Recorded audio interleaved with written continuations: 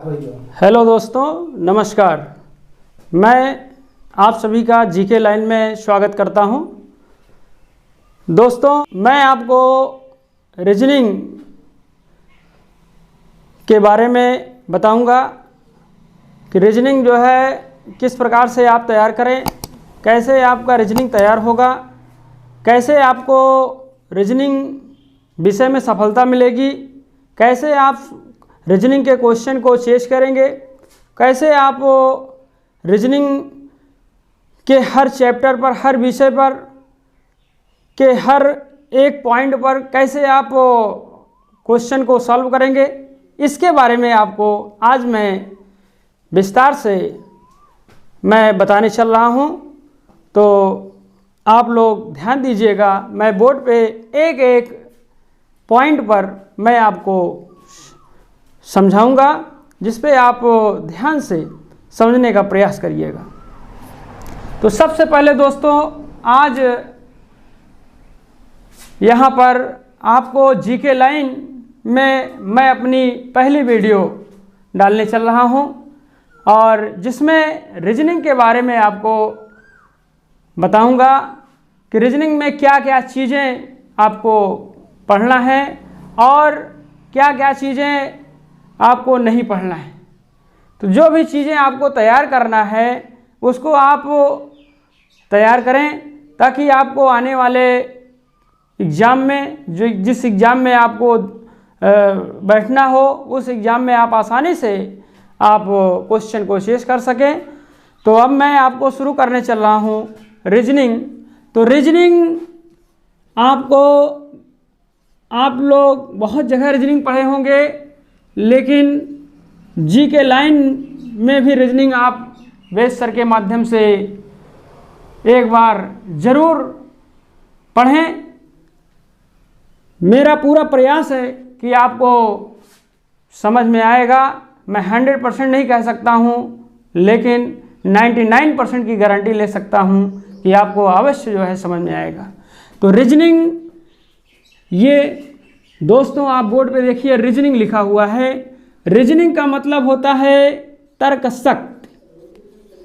Reasoning का मतलब होता है तर्कशक्त एवं बुद्धि परीक्षण।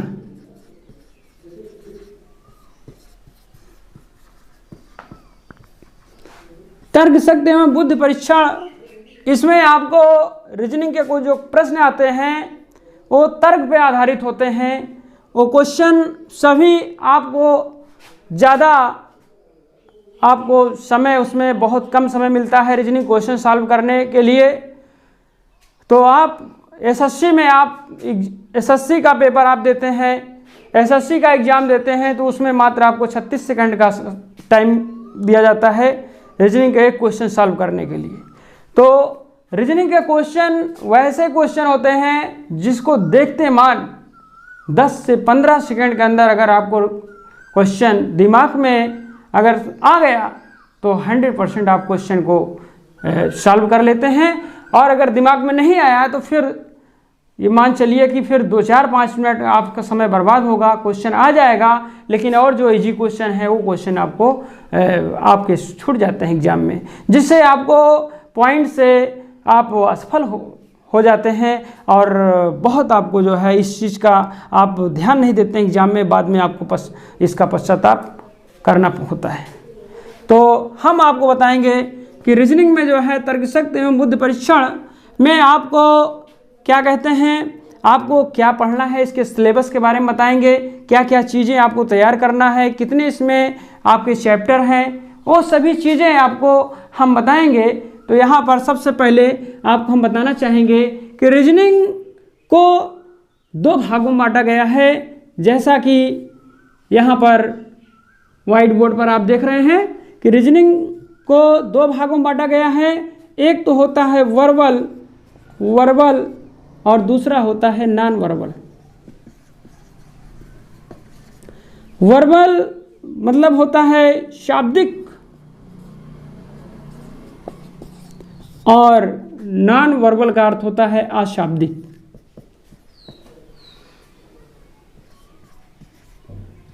अशाब्दिक तो यहाँ पर शाब्दिक और अशाब्दिक समझना है आपको कि जो एग्ज़ाम होते हैं, जितनी भी प्रतियोगी परीक्षाएं होती हैं, उन सभी परीक्षाओं में वर्बल और नॉन वर्बल से प्रश्न पूछे जाते हैं। अब यहाँ पर समझना ये है कि वर्बल से क्वेश्चन ज़्यादा पूछे जाते हैं कि नॉन वर्बल से ज़्यादा पूछे जाते हैं। क्वेश्चन आपको वर्बल से 90% क्वेश्चन पूछे जा रहे हैं और नॉन वर्बल से मात्र 10% क्वेश्चन पूछे जाते हैं। तो सबसे पहले अब यहाँ पर ज़रूरी ये है कि आप वर्बल पे विशेष ज़्यादा ध्यान आपको देना पड़ेगा और नॉन वर्बल पे आपको कम। तो इस अगर हम वर्बल तैयार कर लें तो 90% क्वेश्चन हम प्रतियोगी परीक्षाओं के हम सॉल्व कर सकते हैं। लेकिन आज दिन ब दिन परीक्षाएं इतनी टफ होती जा रही हैं, इतनी कठिन होती जा रही हैं कि अब क्वेश्चन पूछने का तरीका जो है वो चेंज कर रहा है, जिससे बच्चों के दिमाग में, प्रतियोगी छात्रों के दिमाग में अब पढ़ने का तरीका भी उनको बदलना होगा, समझने का तरीका भी उनको बदलना होगा। अपने से हर चीज़ें जो है जब तक अच्छे से नहीं समझेंगे, नहीं पढ़ेंगे, तब तक वो चीज़ें कंप्लीट नहीं होंगी। तो इसके लिए आपको अपडेट होने की आवश्यकता है और अपडेट होने के लिए आपको इसके लिए आपको नए नए जो है जो एग्ज़ाम हो रहे हैं, जितनी भी परीक्षाएं हो रही हैं, उन सभी परीक्षाओं से आप अपडेट हों, उनके पेपर अनुसार पेपर उठाएं, टेक्स्ट बुक लें, उसको आप सॉल्व करें। उसमें सभी क्वेश्चन, नए नए जो क्वेश्चन डाले जाते हैं विभाग की तरफ से, वो सारे क्वेश्चन आपके अपडेट होते जाएंगे। तो दोस्तों जो है यहाँ पर वर्बल और नॉन वर्बल, वर्बल में आपको क्या क्या चीज़ें पढ़नी हैं। वर्बल में 90% में आपको पढ़ना है। इसको भी 3 भागों में बांटा गया है। एक होता है इसमें बेसिक होता है, दूसरा होता है एनालिटिकल होता है, और तीसरा होता है लॉजिक होता है। अब यहाँ पर आपको हमने बताया वर्बल में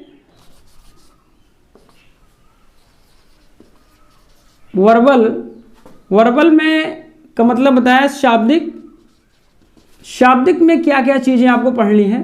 तो इसको भी 3 भागों में बांटा गया है। एक तो आपका बेसिक है, दूसरा है एनालिटिकल और तीसरा है आपका लॉजिक। तो यहाँ पर बेसिक में जो इसके चैप्टर हैं, छोटे छोटे चैप्टर हैं, बेसिक के जो छोटे छोटे चैप्टर हैं वो कौन कौन से हैं उस पर हम एक नज़र डालते हैं।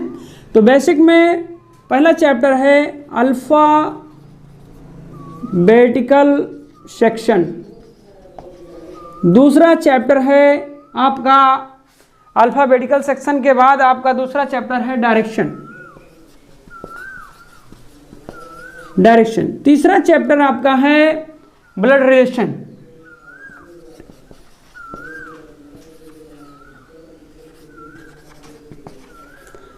और चौथा चैप्टर है आपका रैंकिंग।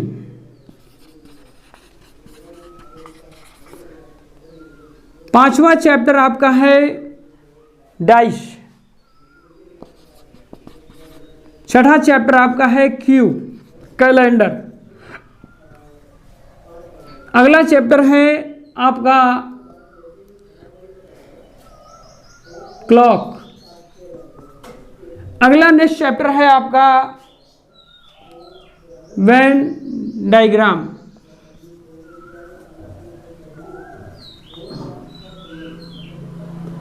नेक्स्ट चैप्टर आपका है एनालॉजी टेस्ट, अगला चैप्टर आपका है क्लासिफिकेशन,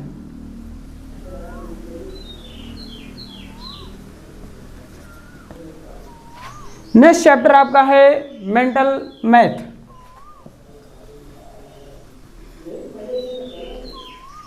और अब नेक्स्ट एवं आखिरी चैप्टर है आपका नंबर सीरीज।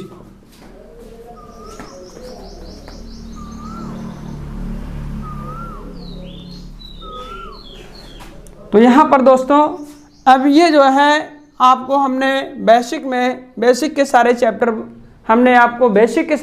आपको बताया। बेसिक में इस प्रकार से आपको alphabetical section, direction, blood relation, ranking, dice, cube, इसके बाद calendar, clock, Venn diagram, analogy test, classification, mental math और नंबर सीरीज।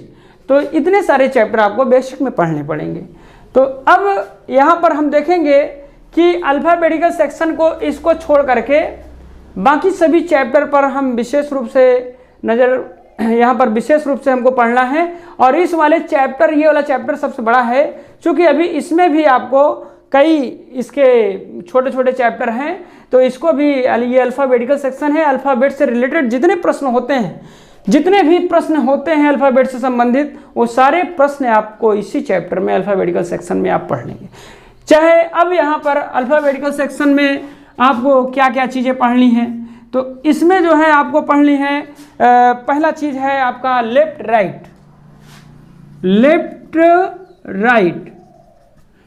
राइट आपको पढ़ना है। और लेफ्ट राइट के बाद दूसरा चैप्टर आपको इसमें पढ़ना है कोडिंग डिकोडिंग, जो कि आप कहीं भी किसी भी कोचिंग में अगर आप पढ़े हैं तो पहला चैप्टर वहाँ कोचिंग में शुरू किया जाता है कोडिंग एंड डिकोडिंग या कोडिंग डिकोडिंग आप कह सकते हैं।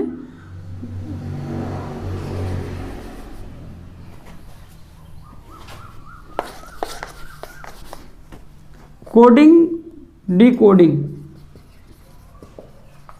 और नेक्स्ट अगला जो इसका है अल्फ़ाबेटिकल सेक्शन का जो नेक्स्ट है वो है आपका पेयर्स ऑफ लेटर्स।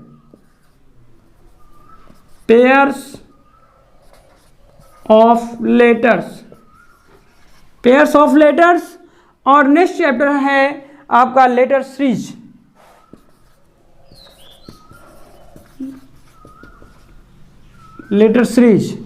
और नेक्स्ट चैप्टर आपका है लेटर सीरीज के बाद ग्रुपिंग ऑफ अल्फ़ाबेट,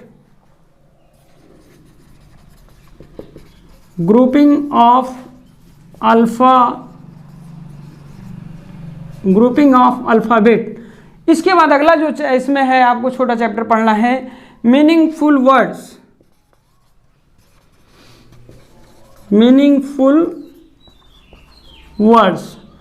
नेक्स्ट एवं आखिरी जो है इसके बाद जो है मीनिंगफुल वर्ड्स के बाद जो है आपको पढ़ना भी इसमें और चैप्टर हैं।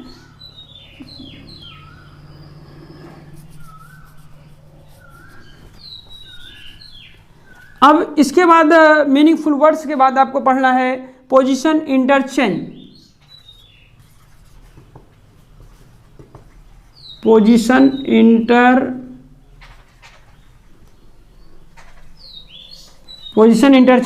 इसके बाद जो अगला है या नेक्स्ट लास्ट है वो है लेटर मैट्रिक्स। आप देखते हैं SSC में जरूर से जरूर एक प्रश्न रहता है लेटर मैट्रिक्स का, लेटर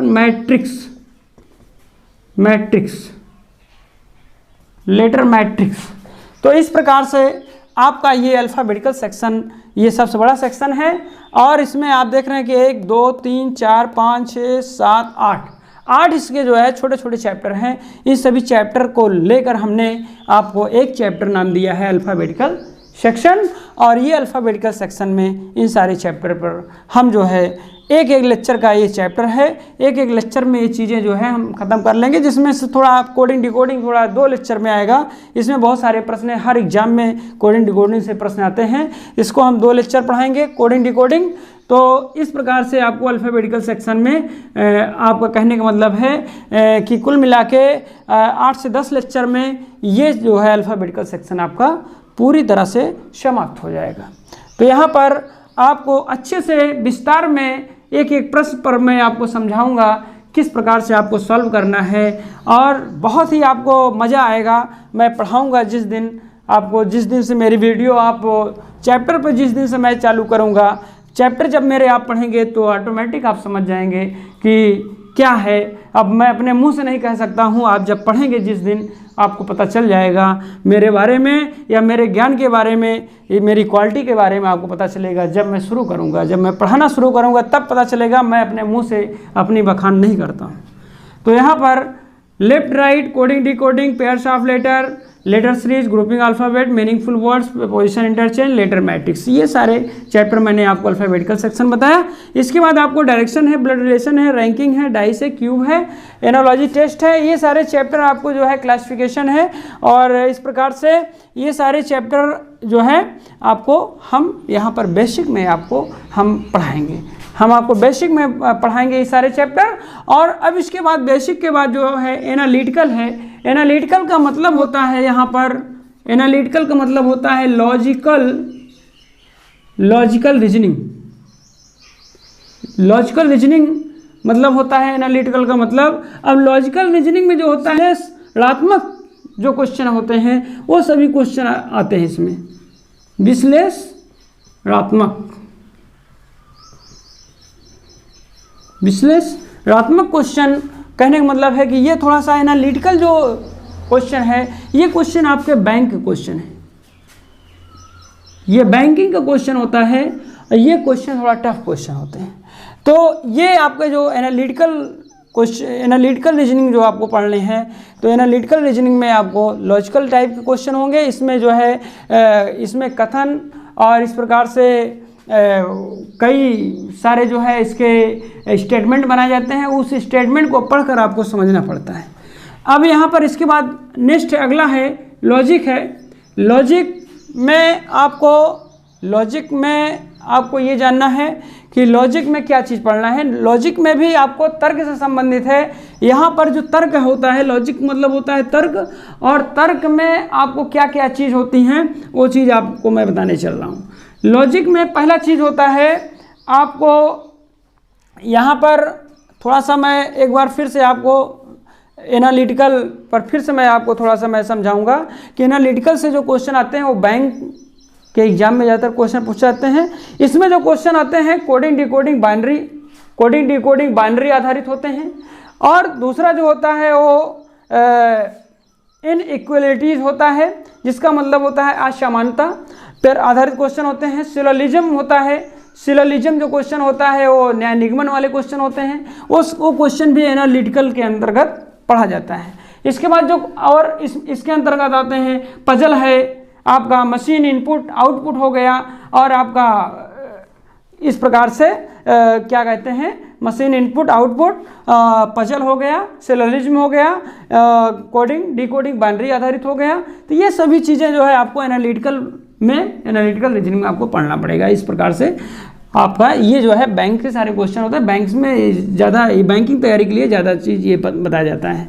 हम आपको जो है यहाँ पर रीजनिंग में संपूर्ण रीजनिंग की तैयारी मैं आपको कराने चल रहा हूँ।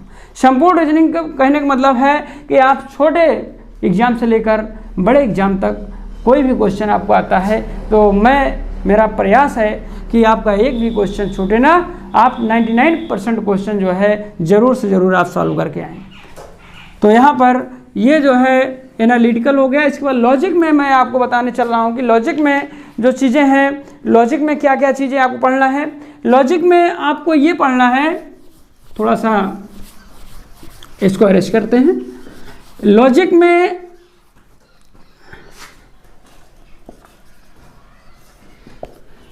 में आपको जो चीज़ें पढ़ना है, पहला ये पढ़ना है कि लॉजिक जो होता है वो स्टेटमेंट पर आधारित होता है। स्टेटमेंट क्या होता है? स्टेटमेंट मीन्स होता है कथन पर आधारित होता है, कथन और तर्क पर आधारित होता है।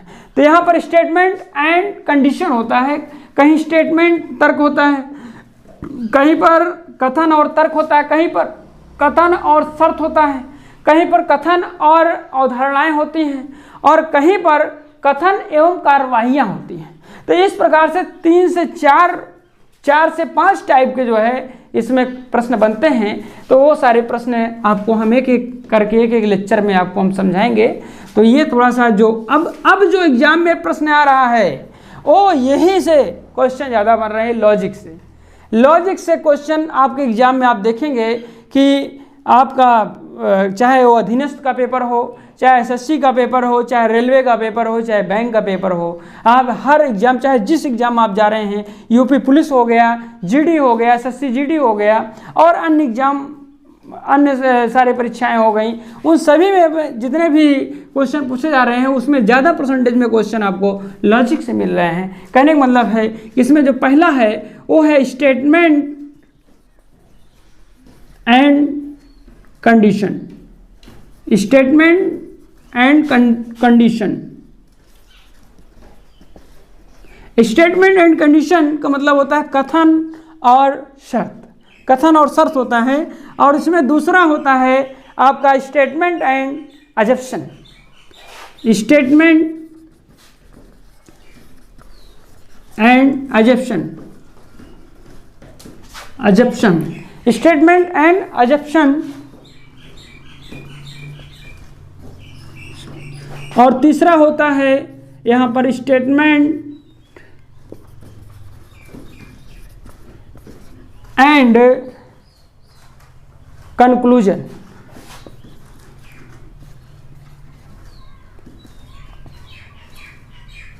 Statement and conclusion. इसके बाद जो है यहाँ पर कंक्लूजन, और नेक्स्ट होता है चौथा होता है आपका statement and agreement.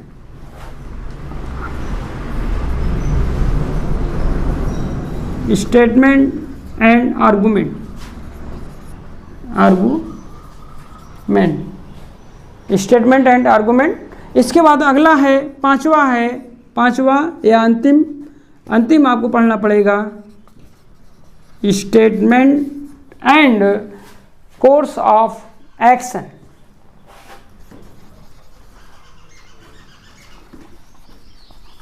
Course of action का मतलब होता है कथन और कार्यवाहियाँ।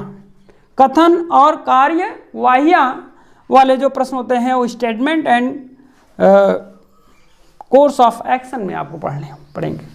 तो यहाँ पर इस प्रकार से आपको हम लॉजिक के बारे में, आपके लॉजिक में 5 चैप्टर हैं, 5 पर हम जो है अध्ययन करेंगे। जब ये 5 चैप्टर पर अध्ययन कर लेंगे तो हमारा ये लॉजिक कंप्लीट हो जाएगा।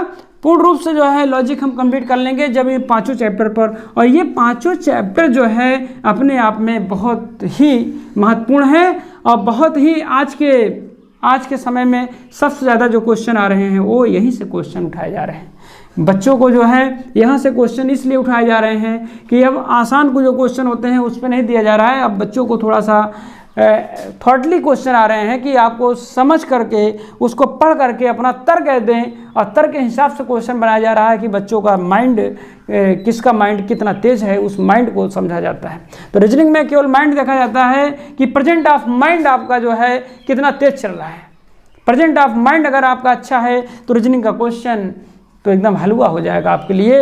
इसलिए प्रेजेंट ऑफ माइंड जो है आपको तेज रखने के लिए आपको ज़रूरत है अध्ययन की। अध्ययन जब आप करेंगे तो प्रेजेंट ऑफ माइंड आपका स्ट्रांग हो जाएगा, और क्वेश्चन आप समय के अंदर अगर कोई भी विभाग, कोई भी एग्ज़ाम में क्वेश्चन का टाइम दिया जा रहा है 30 सेकंड, 35 सेकंड या और समथिंग, तो मैं गारंटी लेता हूँ कि आप उसको 10 से 15 सेकंड में आप सॉल्व कर लेंगे। लेकिन आपको ज़रूरत है अध्ययन की।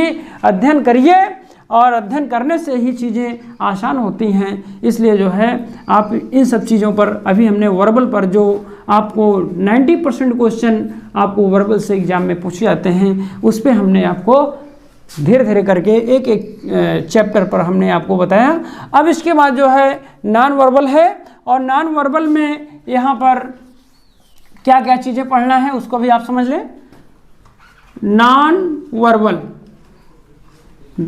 वर्बल यहाँ मतलब होता है अशाब्दिक।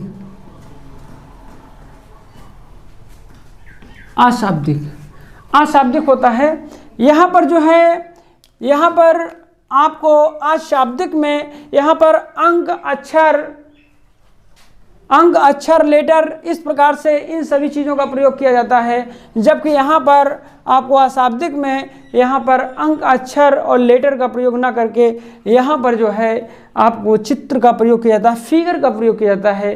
तो फिगर से सब रिलेटेड जितने क्वेश्चन होते हैं वो सभी क्वेश्चन नॉन वर्बल में होते हैं। तो फिगर से रिलेटेड कहने का मतलब है, यहाँ पर फिगर का मतलब ये होता है कि जैसे आपका नॉन वर्बल में पेपर कटिंग एंड फोल्डिंग हो गया, इस प्रकार से इसमें जो क्वेश्चन आपका बनता है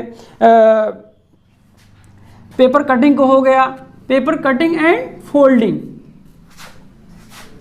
paper cutting and folding, paper cutting and folding हो गया, कागज को जो है काटना और मोड़ना बंद करना, इस टाइप का क्वेश्चन इसमें जो है आपको बताया जाएगा। दूसरा इसमें जो है सीरीज के भी क्वेश्चन आते हैं। सीरीज मतलब होता है श्रेणी, सीरीज मतलब होता है श्रेणी, तो श्रेणी से क्वेश्चन जो है इसमें बनेंगे। और श्रेणी भी इसमें फिगर की श्रेणी होती है, चित्र की श्रेणी होती है, इसलिए जो है आपको फिगर की जो श्रेणी होती है उसको आपको कैसे समझना है। यहाँ पर फिगर आपको दिए जाएंगे, फिगर में 3 फिगर या 4 फिगर बताया जाता है, उसमें 5वां फिगर पर क्वेश्चन मार्क लगा देता है। इस प्रकार से वहाँ पर फिगर देखा जाता है। तीसरा चैप्टर है इसमें एनालॉजी, एनालॉजी। चौथा चैप्टर इसमें है आपका क्लासिफिकेशन। सीरीज के बारे में बता दिया ना आपको, तो अब हम चैप्टर नोट कर ले रहे हैं, इसके बाद आपको सारे चैप्टर पे थोड़ा थोड़ा 10-10 सेकंड फिर से मैं आपको बताऊंगा। तो इसके बाद आपका है क्लासिफिकेशन, इसके बाद मिरर इमेज। इमेज में आपका जो है mirror image and water image, कहने मतलब है कि आप mirror image, mirror image and water image. इसके बाद आपका है लास्ट काउंटिंग, फिगर गिनने वाला। फिगर काउंटिंग में चित्रों की संख्या बताना, उसमें पूछ लेता है आयत की संख्या कितनी होती है, वर्ग संख्या कितनी होती है, त्रिभुज संख्या कितनी होती है, या उसमें इस टाइप का जो है उसमें पूछ लेता है कि उसमें कुल कितने आयत बनेंगे, त्रिभुज बनेंगे, घन बने, वो क्या कहते हैं, इस प्रकार से इसमें क्वेश्चन पूछे जाते हैं। 7वां अगला है आपका एम्बेडेड फिगर। एम्बेडेड फिगर का मतलब होता है एम्बेडेड फिगर।